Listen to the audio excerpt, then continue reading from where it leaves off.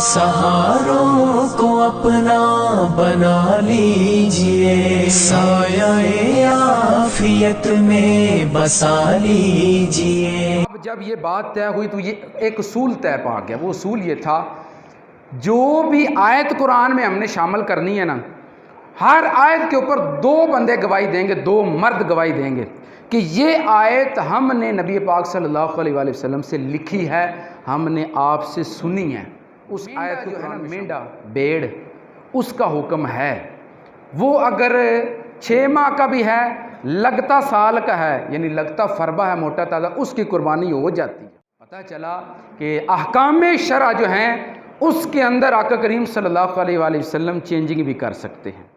पहले नमाज है, फिर कुर्बानी है। जिसने उलट किया उसकी कुर्बानी कोई नहीं बल्कि गोश्त ही है। जिसने इसका उलट किया या ईद से पहले कुर्बानी की, उसने कुर्बानी ना की बल्कि अपने घर वालों के लिए गोश्त भेजा। शरीफ के हदीस में बाक़ी 5545 हज़रत बर्रा रदी अल्लाह ताला अन्हु आपसे हदीस मुबारक मरवी है। नबी करीम सल्लल्लाहु अलैहि वसल्लम इरशाद फरमाते हैं, ईद वाले दिन का जिक्र हो रहा है, 10 ज़िलहज्जतुल हराम का। आप फरमाते हैं, इस दिन जो हम सबसे पहला काम करते हैं वो हम नमाज ईद पढ़ते हैं। उसके बाद फिर हम कुर्बान गाह की तरफ जाते हैं, वहाँ जाकर हम कुर्बानी करते हैं। फरमाया कि जिसने ये तरीक़ा किया उसने सुन्नत को पा लिया और मुसलमानों के तरीक़ा को पा लिया। जिसने इसका उलट किया या ईद से पहले कुर्बानी की, उसने कुर्बानी ना की बल्कि अपने घर वालों के लिए गोश्त भेजा। हज़रत अबू बुर्दा बिन नयार, ये सहाबी रसूल खड़े हो जाते, 3-4 सहाबा का नाम आता है इस हदीस मुबारक में। हज़रत अबू बुर्दा बिन नयार रदी अल्लाह ताला अन्हु, उनका तज़किरा है। आप खड़े हो जाते, कहते हैं, या रसूलल्लाह, क्योंकि आप ईद से पहले कुर्बानी करके आ चुके होते हैं।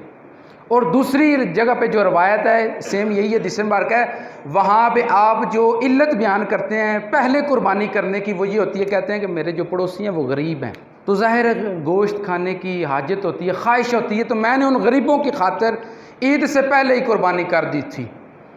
और इस हदीस मुबारक के अंदर आप खड़े होते हैं, चूँकि आप कुर्बानी पहले कर चुके होते हैं, यहाँ पे उस तज़किरा को जिक्र नहीं करते कि मैंने कुर्बानी क्यों की। आप खड़े होते हैं, कहते हैं, या रसूलल्लाह, मैं तो कुर्बानी पहले ही कर आया हूँ, अब मेरी कुर्बानी तो ख़त्म होगी। आपने फरमा दिया साफ साफ, पहले नमाज है फिर कुर्बानी है, जिसने उलट किया उसकी कुर्बानी कोई नहीं बल्कि गोश्त ही है वो।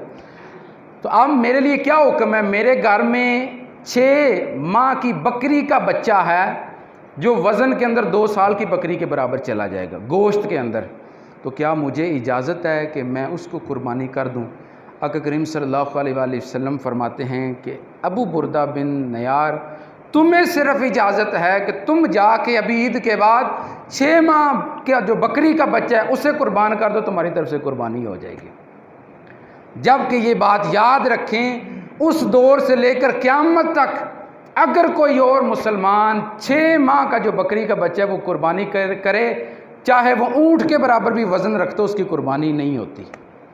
मेंढा जो है ना, मेंढा भेड़, उसका हुक्म है। वो अगर 6 माह का भी है, लगता साल का है, यानी लगता फरबा है, मोटा ताज़ा, उसकी कुर्बानी हो जाती है। वो कोई भी करे, वो आज भी कल भी कोई करे, वो हो जाएगी। ठीक है, बकरी के लिए 1 साल, बैल जो है दांद, उसके लिए 2 साल, ऊँट के लिए 5 साल की उम्र लाजम है। लेकिन ये आका करीम सल्लल्लाहु अलैहि वसल्लम के खसाइस में से है और हज़रत अबू बुर्दा बिन नयार की ये खसाइस में से है। सिर्फ उनके लिए आका करीम सल्लल्लाहु अलैहि वसल्लम ने फरमाया कि सिर्फ आप जो हैं वो 6 माह का बकरी का जो बच्चा है उससे भी कुर्बानी करेंगे तो वो कुर्बानी हो जाएगी। पता चला कि अहकाम शरअ जो हैं उसके अंदर आका करीम सल्लल्लाहु अलैहि वसल्लम चेंजिंग भी कर सकते हैं। आका करीम सल्लल्लाहु अलैहि वसल्लम को रब ताला ने इतने इख्तियार दिया है, ये आपके इख्तियारात में से है कि जो आम हुक्म है तमाम उम्मत के लिए, आप उसके अंदर भी चेंजिंग कर सकते हैं। हज़रत खुज़ैमा बिन साबित अंसारी रज़ी अल्लाह ताला अन्हु, उनका भी आपने सुना होगा।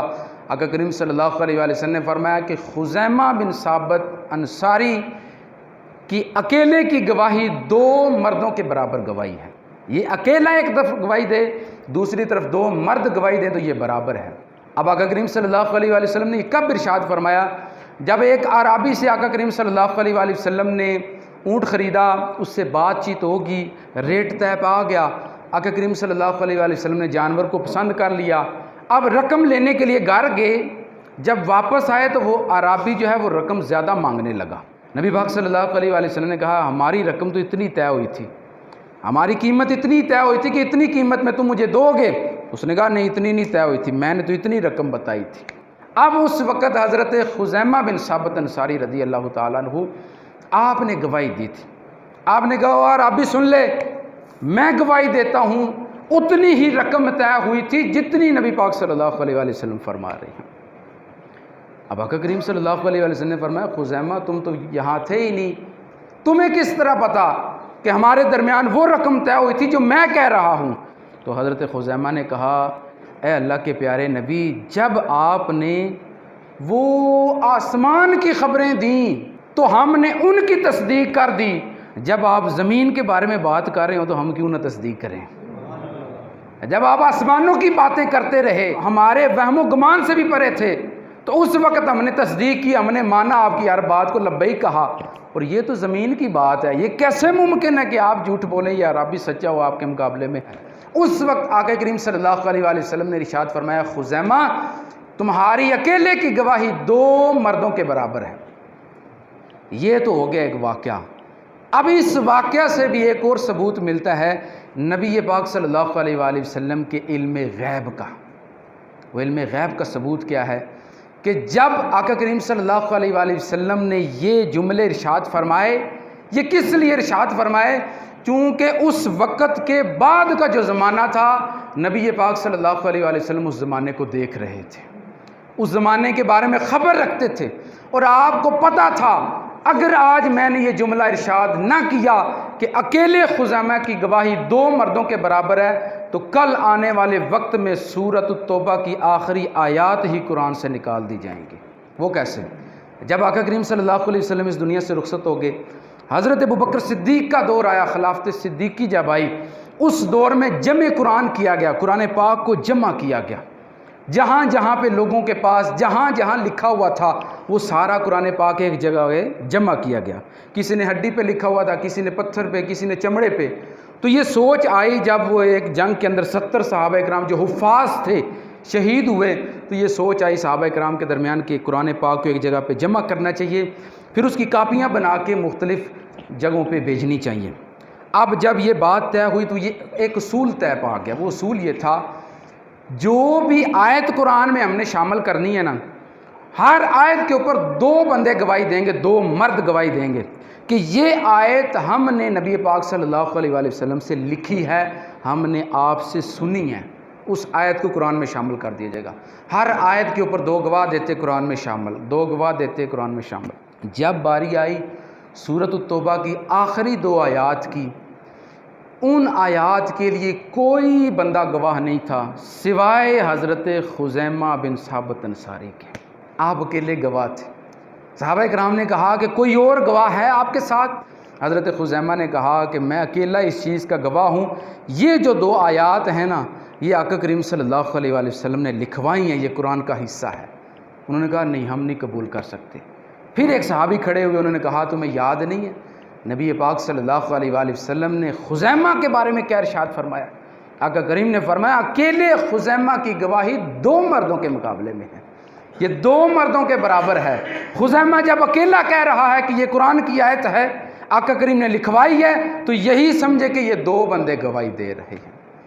تو آقا کریم صلی اللہ علیہ وآلہ وسلم کے جو علم غیب کے منکر ہیں وہ حضرت خزیمہ انصاری، ان کا جو یہ خاصہ ہے اس کو بھی پڑھیں، اور جب قرآن پاک کو جمع کیا گیا اس وقت سورہ توبہ کی آخری 2 آیات جب رہ رہی تھی، اس واقعہ کو بھی پڑھیں تاکہ اللہ پاک انہیں عقل عطا کرے اور اس چیز کو مان جائیں کہ آقا کریم صلی اللہ علیہ وآلہ وسلم اپنے اس دنیا سے رخصت ہونے کے بعد والے بھی واقعات کو دیکھ کر آقا کریم صلی اللہ علیہ وسلم کی اصلاح فرما رہے ہیں۔ جیسا کہ حضرت امام حسن رضی اللہ تعالیٰ عنہ، ان کے بارے میں کیا ارشاد فرمایا تھا؟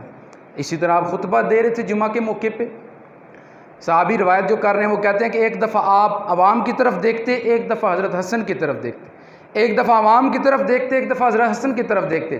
آقا کریم صلی اللہ علیہ وسلم نے فرمایا یہ جو میرا شہزادہ ہے، یہ 2 جو مسلمان گروہ ہوں گے ان کے درمیان میں صلح کروائے گا۔ آقا کریم صلی اللہ علیہ وسلم نے فرمایا 2 مسلمان گروہ، وہ جو لوگ کہتے ہیں نا کہ حضرت امیر معاویہ نعوذ باللہ ان کے بارے میں یا ان کے ساتھ جو جنگی تھے ان کے بارے میں برے الفاظ استعمال کرتے ہیں، انہیں یہ حدیث مبارکہ پڑھنی چاہیے۔